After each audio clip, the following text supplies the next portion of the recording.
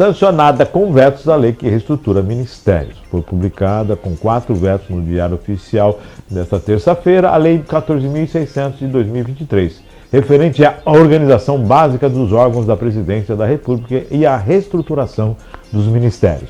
O presidente da República, Luiz Inácio Lula da Silva, vetou 2 dos pontos mais polêmicos e debatidos no Congresso, o que colocava sob competência do Ministério da Integração e do Desenvolvimento Regional a gestão de recursos hídricos, assim como a Política Nacional de Recursos Hídricos e a Política Nacional de Segurança Hídrica. Outro veto presidencial retirou do Gabinete de Segurança Institucional, do GSI, da Presidência da República, a competência de coordenar as atividades de inteligência federal. Em sua justificativa, o presidente Lula esclareceu que a Agência Brasileira de Inteligência, a ABIN, é o órgão central do Sistema Brasileiro de Inteligência, cabendo a ela ser responsável por planejar, executar, coordenar, supervisionar e controlar as atividades de inteligência do país. Ouvido o Ministério da Saúde, foi vetado também o item que estabelecia como competência do Ministério das Cidades o planejamento, coordenação, execução, monitoramento, supervisão e avaliação das ações referentes ao saneamento e das edificações nos territórios indígenas, observadas as competências do Ministério dos Povos Indígenas. A fonte é da agência Senado. Sancionada com vetos, volta ao Congresso.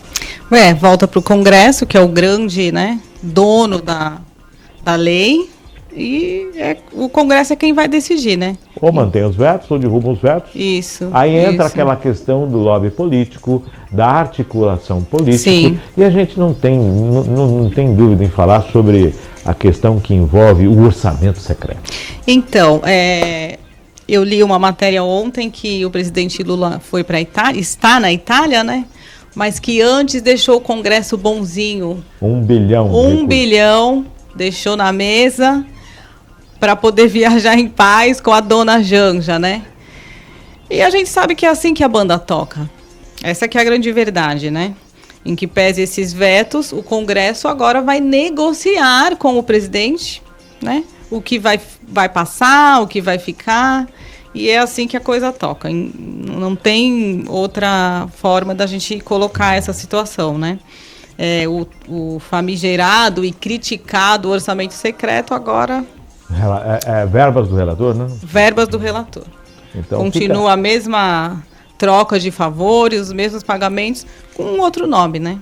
Então, agora essa situação que envolve, nós vivemos há um tempo atrás, toda uma discussão que envolvia a questão do orçamento secreto, as bancadas, o pessoal apertando, da própria base do governo, dizendo que o governo demora para atender os deputados, o próprio presidente numa reunião com os ministros, olha, precisamos acelerar o atendimento com a base aliada, dificuldade com a base aliada, críticas tanto do Senado quanto da Câmara a esse respeito, e as ações envolvendo aí, os escândalos envolvendo assessores de Lira, envolvendo situações junto a alguns senadores, quer dizer, todo esse momento político que antecedeu as votações e que agora deve retornar. Vai retornar. E eu enxergo que o presidente Lula, eu não sei se pela idade, pelo cansaço, enfim, ele não enxergou ainda que o Brasil mudou, né?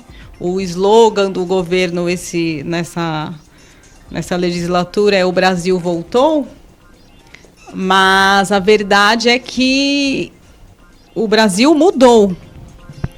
E o presidente Lula acho que ainda não enxergou isso direito, né? No sentido de que me parece que no governo anterior dele essa articulação era melhor feita. E uma das reclamações que a própria base aliada faz é que o presidente está muito devagar nessa questão, né?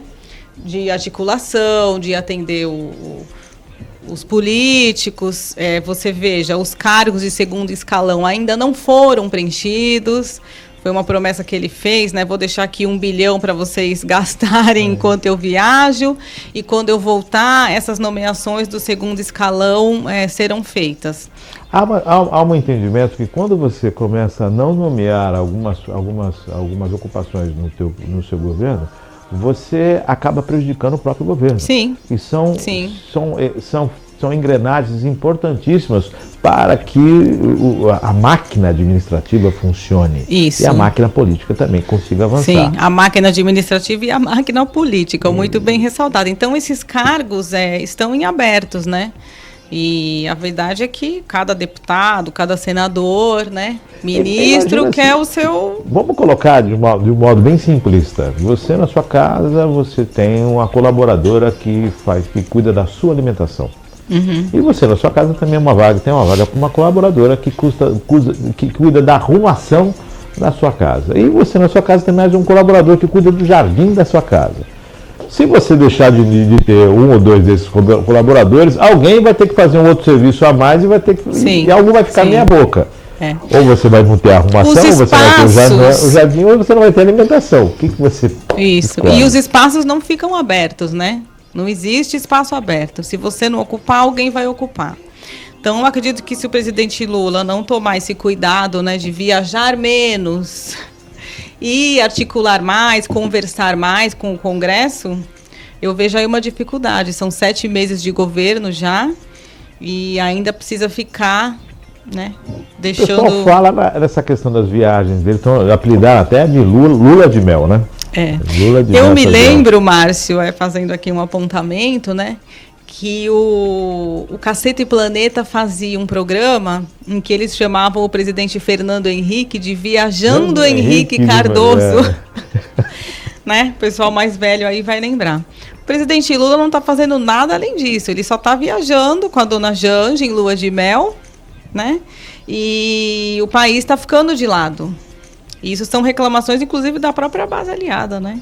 Muita viagem, poucos anos, e o presidente hoje é o Alckmin.